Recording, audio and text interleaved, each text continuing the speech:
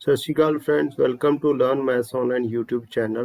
This is lecture number 2 of 3-dimensional geometry, class +2 mathematics NCERT. In this lecture we will talk about exercise 11.1, and in this exercise we will discuss about the equation of line angle between two lines, shortest distance between two lines, and first of all, equation of a line in space. Class +1 में straight line chapter आपने पढ़ा है, उसमें बताया गया था 2 dimensional plane Cartesian जो plane में इक्वेशन की बात की गई थी, वहाँ पर 2 डायमेंशनल डायमेंशंस के अंदर इक्वेशन ऑफ लाइन की बात की गई थी। यहाँ पर हम लोग स्पेस में बात कर रहे हैं और किस तरह की इक्वेशंस की बात होनी है। A line is uniquely determined if it passes through a given point and has given direction, or it passes through the two given points. अगर कोई लाइन हमें पता है किस पर्टिकुलर पॉइंट के थ्रू पास कर रही है, उसकी डायरेक्शन गिवन है, हम लोग इक्वेशन ऑफ लाइन की बात करेंगे। इक्वेशन ऑफ लाइन कैलकुलेट करेंगे, we will find the equation of line which is passing through two given points. So first of all, how can we write the equation of line which is passes through the given point and parallel to the given vector? तो ये figure में हम लोग देख रहे हैं कि ये एक पॉइंट है जो लाइन के ऊपर लाई कर रहा है, और एक बी वेक्टर है जो पैरेलल है गिवन लाइन को। ये एल लाइन जो है, L is a line in the space, and B is a vector which is parallel to a line L, and A is any point A is a point through which line is passing, and A vector is the position vector of this point. R vector is a position vector of any point on the line, that is P, with coordinates x, y, z. Then we can write the equation of line vector form. दो forms है हमारे पास equation of line की space में, एक vector form है, एक Cartesian form है। तो ये हमारे पास कार्टेशियन फॉर्म है, वेक्टर फॉर्म है। R vector is equal to a vector plus lambda b vector, where lambda is any scalar. ये वेक्टर फॉर्म है, याद रखनी है आपने, यूज करेंगे हम लोग। फिर से लिख रहा हूँ, r vector is equal to a vector plus lambda b vector. A vector क्या है? जो पॉइंट लाइन के ऊपर लाई कर रहा है उसका पोजीशन वेक्टर है। B is any vector which is parallel to the given line. आगे बढ़ते हैं, कार्टेशियन फॉर्म कैसी है? अगर कोई x1 लाइन के ऊपर पॉइंट लाई कर रहा है, x1, y1, z1, जहाँ कह लो कि इस पॉइंट के थ्रू लाइन पास करती है। ए बी सी जो है वो एक जो पैरेलल लाइन है उसकी डायरेक्शन रेशियोज हैं, तो हम लोग लिख सकते हैं इक्वेशन ऑफ लाइन जो है उसकी Cartesian form x minus x1 over a is equal to y minus y1 over b is equal to z minus z1 over c। अगर हमारे पास डायरेक्शन, ये है direction ratios of the line, और ये डायरेक्शन रेशियोज हम parallel line से भी ले सकते हैं, क्योंकि दो लाइंस पैरेलल हों तो उनकी डायरेक्शन रेशियोज प्रोपोर्शनल होती हैं, आगे जाके डिस्कस करेंगे। अगर हमें डायरेक्शन कोसाइंस भी पता है तब भी इक्वेशन ऑफ लाइन लिखी जा सकती है, x minus x1 over l is equal to y minus y1 over m is equal to z minus z1 over n। Equation of line की ये कार्टेशियन फॉर्म है। आगे बढ़ते हैं, equation of line through two points passing through the two given points. ये line है हमारे पास, इसके ऊपर दो पॉइंट लाई कर रहे हैं। ये पॉइंट्स कौन कौन से हैं हमारे पास? ये है x1, y1, z1। इसी तरह ये कोई एनी पॉइंट है x, y, z, p point. ये दूसरा पॉइंट है with coordinates x2, y2, z2, और एनी पॉइंट p का पोजीशन वेक्टर है r वेक्टर, जो ए पॉइंट है उसका पोजीशन वेक्टर ए वेक्टर है, जो b capital b point line के ऊपर लाई कर रहा है उसका पोजीशन वेक्टर है स्मॉल बी वेक्टर। और अगर इसकी हम लोग वेक्टर फॉर्म की बात करें तो इक्वेशन ऑफ लाइन की क्या आएगी, a r vector is equal to a vector plus lambda times B vector minus A vector where lambda belongs to R. Cartesian form क्या है, दो पॉइंट्स हैं, ऑलरेडी बता चुका हूँ इनकी coordinates, x minus x one over x2 minus x one, Y minus Y one over y2 minus Y one, Z minus Z one over z2 minus z1। तो ये वही है, यहाँ पर हम लोग प्रीवियस जो टाइप थी उसमें हम लिख रहे थे a b c, small a b c, direction ratios थी। तो वैसे भी आपको पता है कि अगर लाइन के ऊपर दो पॉइंट दिए हों तो आप लोग उसकी डायरेक्शन रेशियोज लिख सकते हो, x2 minus x one, y2 minus Y one, z2 minus z1। दूसरी बात, यहाँ कई बार बच्चा कंफ्यूज होता है कि x minus x one, Y minus Y one, Z minus Z one ही लिखना है। तो कोई प्रॉब्लम नहीं है, अगर आप x minus x two, Y minus Y two, Z minus Z two लिख के भी इक्वेशन लिख दोगे तो तब भी प्रॉब्लम कोई नहीं है, सेम आंसर हमारा आएगा, सेम जो इक्वेशन ऑफ लाइन है वो आएगी कार्टेशियन फॉर्म वाली। आगे बढ़ते हैं, एंगल बिटवीन टू लाइंस, अगर दो लाइंस हैं कार्टेशियन फॉर्म में हमारे पास suppose x minus x one over A one, y minus Y one over B one, Z minus Z one over C one, X minus x two over A two, Y minus Y two over B two, Z minus Z two over C two. इनकी direction ratios क्या है, पहली line की direction ratios है A1 B1 C1 और दूसरी जो line है उसकी डायरेक्शन रेशियोज है A2 B2 C2। तो cos थीटा क्या होगा, A1 A2 plus B1 B2 plus C1 C2 under the root A1 square plus B1 square plus C1 square under the root A2 square plus B2 square plus C2 square modulus. ये यहाँ से हम लोग angle between two lines calculate कर सकते हैं। Direction ratios को basically use करके एंगल फाइंड करना है क्योंकि डायरेक्शन की बात हो रही है। आगे बढ़ते हैं, कंडीशंस हैं कुछ, दो लाइंस परपेंडिकुलर कब होंगी, जब cos थीटा जीरो है।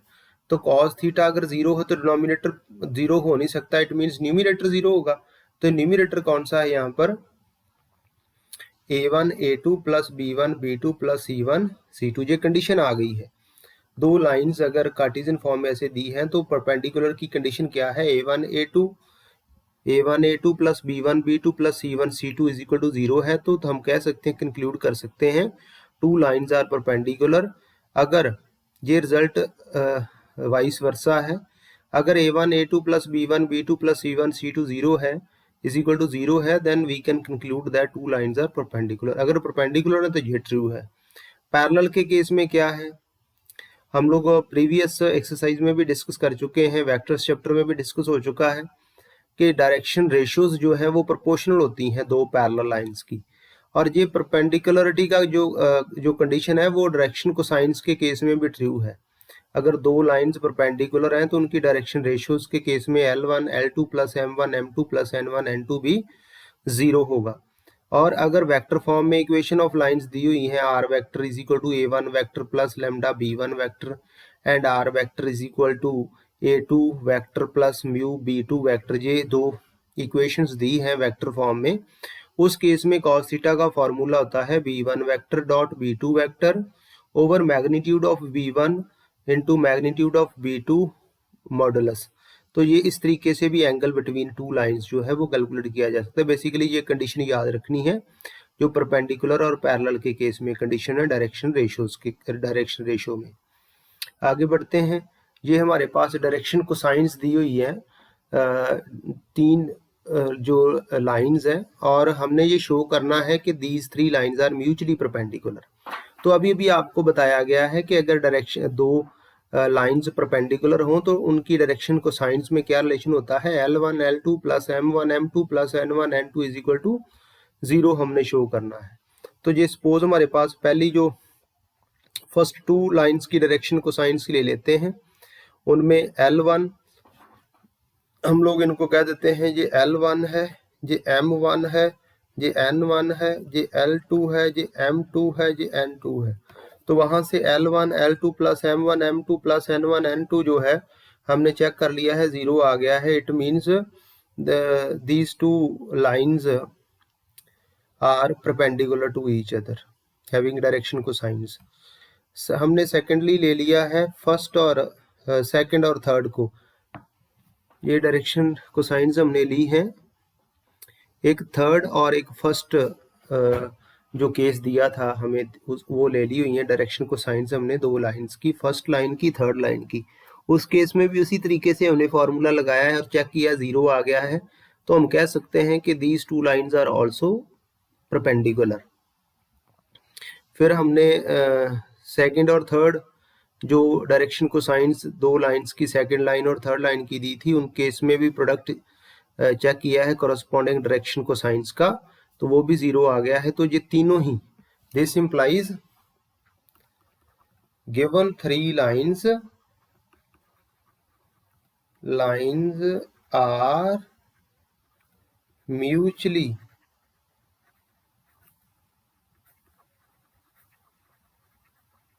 परपेंडिकुलर।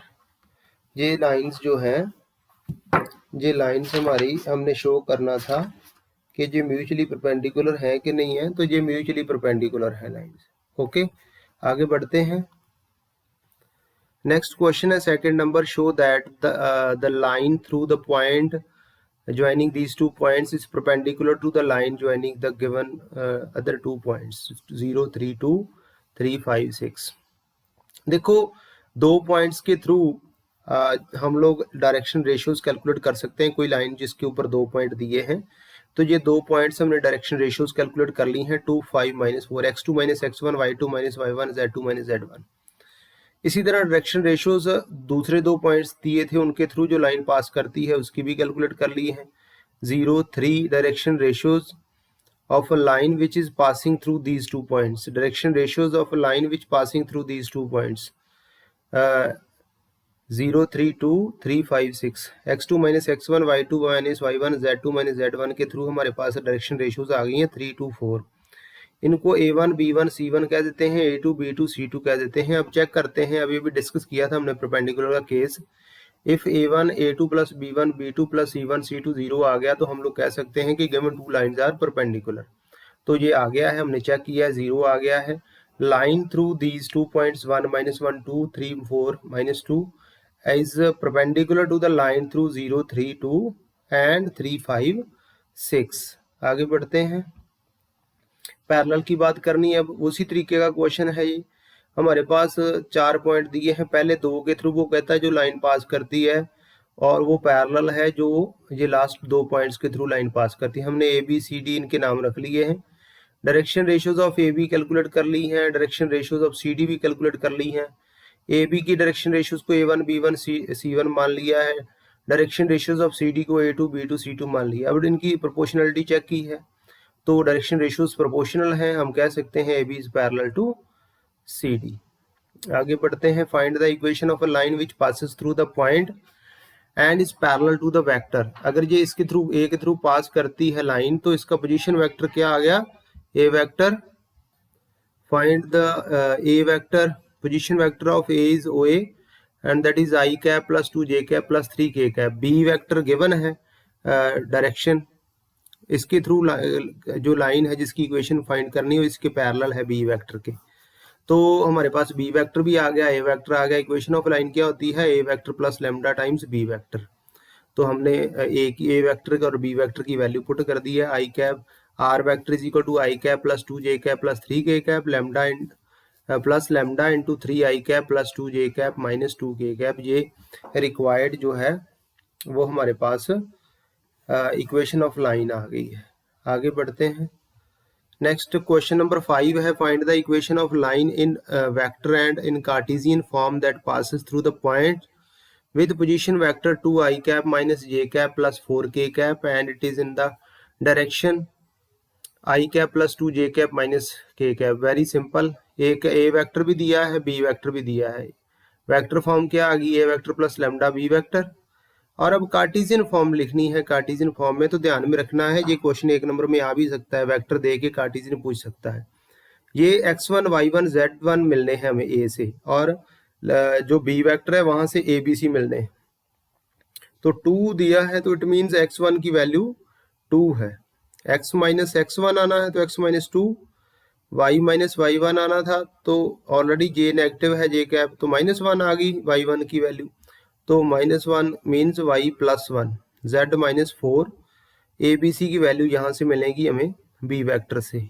जो कंपोनेंट्स है ना i j k के कोफिशिएंट, जो इस वेक्टर के कंपोनेंट है वो ए बी सी की वैल्यूज होंगी। ए और बी की 2 आ गई, सी की -1 आ गई यहाँ से के कैप के साथ। तो ये इक्वेशन ऑफ लाइन आ गई है कार्टेशियन फॉर्म। आगे बढ़ते हैं। Find the Cartesian equation of the line which passes through the point -2 4 -5 and parallel to the line given. अब पहले वो डायरेक्शन देता था, अब उसने लाइन दे दी है, कोई प्रॉब्लम नहीं है। हमें डायरेक्शन इस लाइन, क्योंकि पैरेलल लाइन है, यहाँ से डायरेक्शन रेशियोज मिल जाएगी। ये ए वेक्टर आ गया है हमारे पास, कार्टेशियन लिखनी है x1 y1 z1 आ गया है। ये x1 y1 z1 है। इक्वेशन ऑफ लाइन उसने दे दी है 3 5 6। इस गिवन लाइन की डायरेक्शन रेशियोज 3 5 6 हैं। Direction ratios of required line क्या होंगी 3 के 5 के 6 के, क्योंकि प्रोपोर्शनल होती हैं डायरेक्शन रेशियोज। अब इक्वेशन ऑफ लाइन लिखनी है हमने x minus x1 over a y is equal to Y minus y1 over b is equal to z minus z1 over c. Values put कर दी x1 y1 z1 की, ये दी थी हमें -2 4 -5, और डायरेक्शन रेशियोज भी हमने अभी भी लिखी है 3 के 5 के 6 के। तो अब नेक्स्ट स्टेप में हम लोग लिख सकते हैं कि a को हटा सकते हैं। x plus 2 over 3 is equal to Y minus 4 over 5 is equal to z plus 5 over 6। ये रिक्वायर्ड इक्वेशन ऑफ लाइन है। Question number 7, the Cartesian equation of a line is x minus 5 over 3 is equal to y plus 4 over 7 z minus 6 over 2। Right is vector form. Very simple given equation है। उसी तरीके से अभी discuss किया हमने। A vector हमारे पास यहाँ ये x1 y1 z1 की वैल्यू है, यहाँ से ए वेक्टर आ गया 5 i cap minus 4 j cap plus 6 k cap. B vector की वैल्यू जो है वो ए बी सी की जो वैल्यू, वहां से बी वेक्टर बन जाएगा 3 i cap plus 7 j cap plus 2 k cap. Vector form होती है r vector is equal to a vector plus lambda B vector. तो यहाँ से डायरेक्टली ए वेक्टर की वैल्यू अभी भी हमने लिखी है, बी वेक्टर की वैल्यू पुट कर दी है। R vector is equal to 5 i cap minus 4 j cap plus 6 k cap plus lambda times 3 i cap plus 7 j cap plus 2 k cap. This is the required vector form of the given line, equation of line. आगे बढ़ते हैं। Next question है हमारा, find the vector and Cartesian equations of line that passes through the origin and. 2 point दे दिए, अब एक origin और एक 5 माइनस 2 3 बताया गया है। अभी 2 पॉइंट के थ्रू कैसे लिखते हैं। अगर कार्टेशियन इक्वेशन लिखनी है तो x minus x1 over x2 minus x1 y minus y1 over y2 minus y1 z minus z1 over z2 minus z1। इस फॉर्मूले के थ्रू ये x1 था हमारे पास, y1 z1, x2 y2 z2।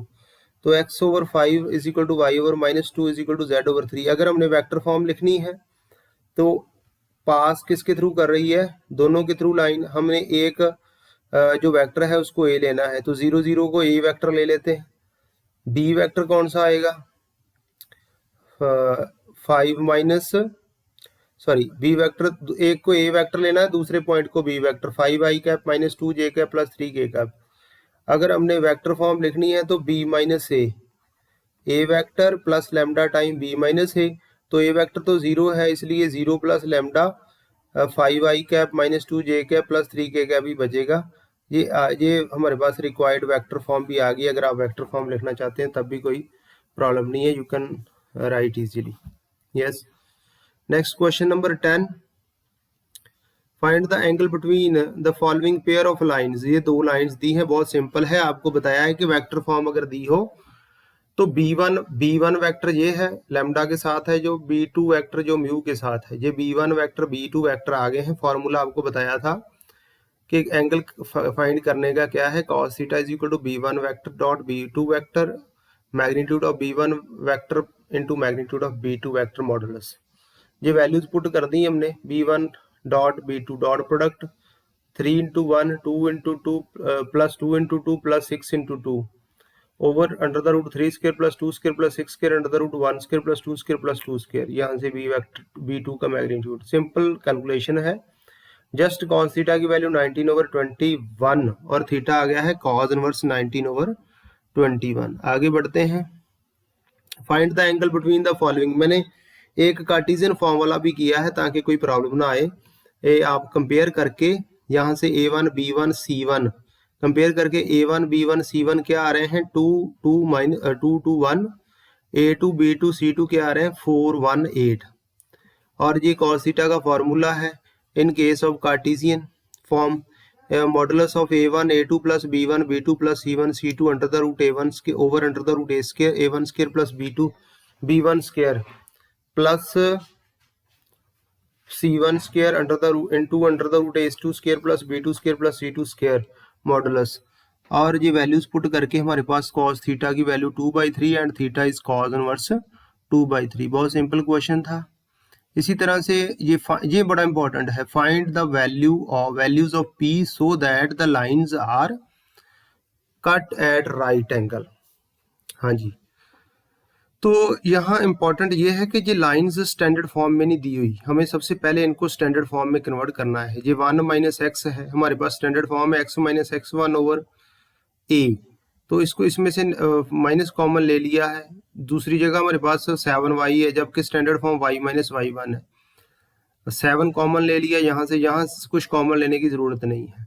इसी तरह जो दूसरी इक्वेशन है इसमें से -7 कॉमन लेना पड़ेगा क्योंकि x माइनस 1 बनाया हमने इसको x माइनस x1 टाइप, इसमें से कुछ कॉमन लेने की जरूरत नहीं है। 6 माइनस z जो है उसमें से माइनस कॉमन लिया है, जो माइनस कॉमन लिया उसको नीचे एडजस्ट कर दिया है, 7 को भी नीचे एडजस्ट कर दिया 2p over 7, 3p over -7 adjust कर दिया नीचे। इसी तरह -5 नीचे नेगेटिव एडजस्ट कर दिया। इसको अब कंपेयर करने के बाद A1 B1 और C1 की वैल्यू आ गई है। A1 -3 B1 2p over 7 C1 2, A2 3p over -7 B2 1 आ गई है, C2 -5। अब हमने दो लाइंस अगर परपेंडिकुलर हों तो क्या कंडीशन होती है, A1 A2 plus B1 B2 plus C1 C2 0। अब वैल्यूज पुट करने के बाद हमने सिंप्लीफाई कर लिया है और हमारे पास P की वैल्यू 70 ओवर 11 आ गई। बड़ा इंपॉर्टेंट क्वेश्चन है। कई बार वो आपको एंगल के केस में भी जो है इक्वेशन इस तरह से दे सकता है कि आपको पहले उनको स्टैंडर्ड फॉर्म में कन्वर्ट करना है, फिर जो है कंपेयर करके A1 B1 C1 A2 B2 C2 compare करके और फिर आपने एंगल कैलकुलेट करना है। ये ध्यान में रखना है आपने।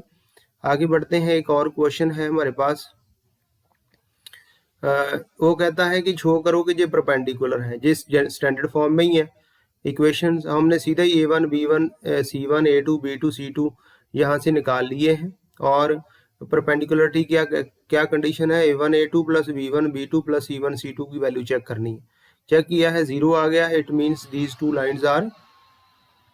Lines are perpendicular. अगर हमने इनको पैरेलल चेक करना होता तो A1 over A2 plus A1 over A2 is equal to B1 over B2 is equal to C1 over C2 check करना था कि डायरेक्शन रेशियो प्रोपोर्शनल है, फिर हम पैरेलल कह सकते थे। आगे शॉर्टेस्ट डिस्टेंस की बात करनी है, shortest distance between two lines. अब देखो यहाँ हमने लोअर क्लासेस में यही पढ़ा है, दो तरह की लाइंस पढ़ी हुई हैं, एक तो पैरेलल लाइंस और एक हमने इंटरसेक्टिंग लाइंस पढ़ी हैं। लेकिन अब हमने बात करनी है कि वो लाइंस जो पैरेलल भी नहीं है। In space there are lines which are neither intersect nor parallel. In fact such pair of lines are non coplanar and called skew lines. ये स्क्यू लाइंस कहते हैं ये वाली लाइंस को, जो पैरेलल भी नहीं होती और जो इंटरसेक्टिंग भी नहीं होती। यहाँ पर देखो ये फिगर में आप जो देख रहे हैं, एक रूम की एग्जांपल आपके सामने ली है।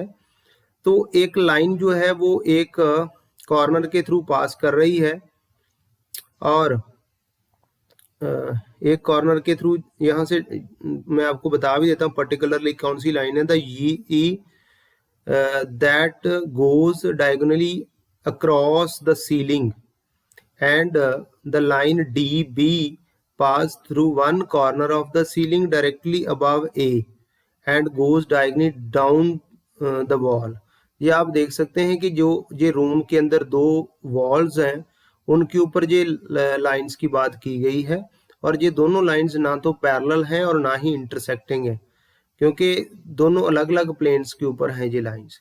तो ऐसी लाइंस को स्क्यू लाइंस कहते हैं। और कैसे डिस्टेंस कैलकुलेट करते हैं, distance between to skew lines, दो लाइंस हैं, अगर वो दो लाइंस की इक्वेशन हमारे सामने है, r vector is equal to a1 vector plus lambda b1 vector, r vector is equal to a2 vector plus mu times b2 vector. अगर हमारे पास ऐसी दो लाइंस हैं वेक्टर फॉर्म में, तो फॉर्मूला क्या है शॉर्टेस्ट डिस्टेंस निकालने का? Dot product of b1 vector cross b2 vector, या आप कह लो modulus b1 cross b2 dot a2 vector minus a1 vector over modulus of b1 vector cross b2 vector, ये फॉर्मूला है। यहाँ पर इसको ऐसे भी लिखा जा सकता है a2 minus a1 vector dot b1 vector cross b2, क्योंकि डॉट प्रोडक्ट जो है वो कम्यूटेटिव होती है, b1 vector cross b2 vector. दूसरा फॉर्मूला जो हमारे सामने है ये कार्टेशियन के केस में है, लेकिन मैं सजेस्ट करूंगा कि आपने हर बार अगर कार्टेशियन फॉर्म में भी इक्वेशंस दी है उनको वेक्टर में कन्वर्ट करके वेक्टर वाला फॉर्मूला याद रखना है और वेक्टर वाला ही अप्लाई करना है। बहुत कम चांसेस होंगे आपके मिस्टेक के अगर आप वेक्टर फॉर्मूला अप्लाई करते हो।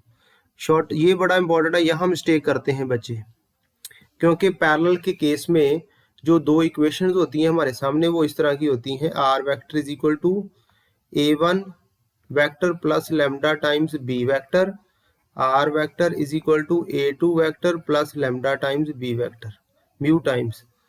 तो ये हमारे पास दो इक्वेशन है जिसमें b उनकी क्योंकि पैरेलल है तो डायरेक्शन सेम है, b वेक्टर सेम है। इस केस में b vector cross a2 vector minus a1 vector over magnitude of b vector modulus, ये ध्यान में रखना है कि ये फॉर्मूला इस तरह की एक एग्जांपल है इसकी एप्लीकेशन के लिए। हम लोग शॉर्टेस्ट डिस्टेंस के ऊपर जो क्वेश्चंस हैं वो हम लोग देखते हैं कैसे हैं। Find the shortest distance between the lines, ये हमारे पास हमने कंपेयर कर लिया, यहाँ भी मिस्टेक हो सकती है a1 और a1 वेक्टर और a2 b1 वेक्टर या a1 या a2 वेक्टर के केस में। जैसे a1 वेक्टर है I cap plus 2j cap plus k cap, b1 vector lambda के साथ जो b1 b2 वहां से आने लैम्डा और म्यू के साथ आई कैप माइनस जे कैप प्लस k कैप, मैं सीधा सीधा बता रहा हूँ बस। a2 वेक्टर ये हमारे पास है दूसरी इक्वेशन से आ गया है, म्यू के साथ जो है वो b2 वेक्टर आ गया है। जरूरी नहीं है लैम्डा म्यू ही मिले आपको, टी या एस भी कुछ भी वो स्केलर ले सकता है। अब हमारे पास a2 vector minus a1 vector calculate करेंगे क्योंकि फॉर्मूले में रिक्वायर्ड है b1 vector cross b2 vector. Basic सारी जो आपने प्रैक्टिस पहले की हुई है वही कैलकुलेशंस आ रही हैं। माइनस 3 आई कैप प्लस 3 जे के कैप ये आ गई है b1 वेक्टर क्रॉस b2। इसका मैग्नीट्यूड हमने कैलकुलेट कर लिया है, 3√2 आ गया है। शॉर्टेस्ट डिस्टेंस का फॉर्मूला है, इनकी डॉट प्रोडक्ट है, दोनों की डॉट प्रोडक्ट डायरेक्टली हमने फार्मूले में ही कैलकुलेट कर ली है, ओवर मैग्नीट्यूड फिल कर दिया 3√2 और फाइनली हमारे पास 3/√2 कह दो या 3 × √2/2 यूनिट्स कह दो, ये शॉर्टेस्ट डिस्टेंस आ गया है क्वेश्चन नंबर 14 के केस में। Shortest distance between two given lines Cartesian form आ गई है शॉर्टेस्ट 15th क्वेश्चन में, shortest distance between two lines. तो इसको भी मैंने पहले वेक्टर में लिखा है, पहले वेक्टर फॉर्म में लिख के a1 vector b1 vector a2 vector b2 vector calculate identify कर दिए हैं। उसके बाद उसी तरीके से formula a2 vector minus a1 vector फिर b1 vector cross b2 vector. फिर हम लोग इसके मैग्नीट्यूड की बात करेंगे, इसका मैग्नीट्यूड निकाल लिया हमने, मैग्नीट्यूड 2 टाइम्स √29 आ गया है। फिर शॉर्टेस्ट डिस्टेंस का फार्मूला, शॉर्टेस्ट डिस्टेंस के फार्मूले के न्यूमरेटर में डॉट प्रोडक्ट आनी है। तो सब कुछ फाइनली हमारे पास जो है वो आ गया है, डी आ गया है 2 टाइम्स √29 यूनिट्स, ये शॉर्टेस्ट डिस्टेंस आ गया कार्टेशियन के केस में। यहाँ पर इसने थोड़ा सा हमें इक्वेशंस वेक्टर फॉर्म में दी थी लेकिन स्टैंडर्ड फॉर्म में नहीं दी। हमने सबसे पहले यहाँ पर टी कॉमन लेना है, पहली जो इक्वेशन है I cap minus 2j cap plus 3k cap plus T times minus I के मल्टीप्लाई करके आप कर सकते हैं, minus I cap plus J cap minus 2k cap. R vector दूसरे केस में एस कॉमन ले लेना है और बाकी आई जे के वाली टर्म्स अलग कर लेनी है, और एस कॉमन लेके उसके साथ भी जो आई और जे और के वाली हमारे पास कंपोनेंट्स आ रहे हैं उनको इकट्ठा कर लेना है। ये स्टैंडर्ड फॉर्म आ गई है वेक्टर फॉर्म की इक्वेशन ऑफ लाइन की, a1 vector b1 vector a2 vector b2 vector identify करके हमने A2 vector minus A1 vector निकाल लिया है, B1 vector cross B2 vector निकाल लिया है। अब हमारे पास B1 वेक्टर क्रॉस B2 आ गया, इसका मैग्नीट्यूड निकालेंगे। मैग्नीट्यूड निकाल के उसी तरीके से शॉर्टेस्ट डिस्टेंस का बिल्कुल बड़े स्टैंडर्ड क्वेश्चंस हैं, कोई प्रॉब्लम जो है वो आपको बिल्कुल नहीं आएगी। लेकिन एक चीज़ मैं ज़रूर आपसे शेयर करना चाहता हूँ कि जैसे पैरेलल लाइंस का कोई क्वेश्चन आ गया तो उस केस में आपने बिल्कुल केयरफुल रहना है। एक एग्जांपल है, एग्जांपल नंबर 12, उसमें एक दी हुई है r vector i cap plus 2j cap minus 4k cap plus lambda times 2i cap plus 3j cap plus 6k cap. दूसरी इक्वेशन है 3i cap plus 3j cap minus 5k cap plus mu 2i cap plus 3j cap plus 6k cap. अब यहाँ अगर आप देखते हैं तो बच्चा कई बार ध्यान नहीं देता, तो यहाँ पर भी वो लगाने शुरू कर देता है B1 वेक्टर इसको और B2 वेक्टर इसको, और जब B1 vector cross B2 vector calculate करता है तो वो क्या आ जाता है, वो 0 आ जाता है और बच्चा कंफ्यूज हो जाता है। और उसके बाद क्या है कि वो सारी जो क्वेश्चन है आंसर ही गलत आ जाता है। तो इस केस में ध्यान रखना है आपने कि यहाँ B ही आ रहा है, ये दोनों जो है वो B वेक्टर ही है। और फॉर्मूला जो है हमें कह रहा है B vector cross A2 vector minus A1 vector over magnitude of B vector modulus J D। इस केस में फॉर्मूला ये अप्लाई होना है, तो इस चीज़ का खास ध्यान रखें, कहीं मिस्टेक ना हो जाए। और इसी के साथ ये लेक्चर हमारा कंप्लीट हो जाता है और नेक्स्ट लेक्चर में हम लोग बात करेंगे प्लेन की। बड़ा इंटरेस्टिंग और बड़ा इजी टॉपिक है, प्रीवियस लेक्चर किसी ने देखना हो डिस्क्रिप्शन बॉक्स में लिंक मिल जाएगा। सो इसी के साथ थैंक यू वेरी मच।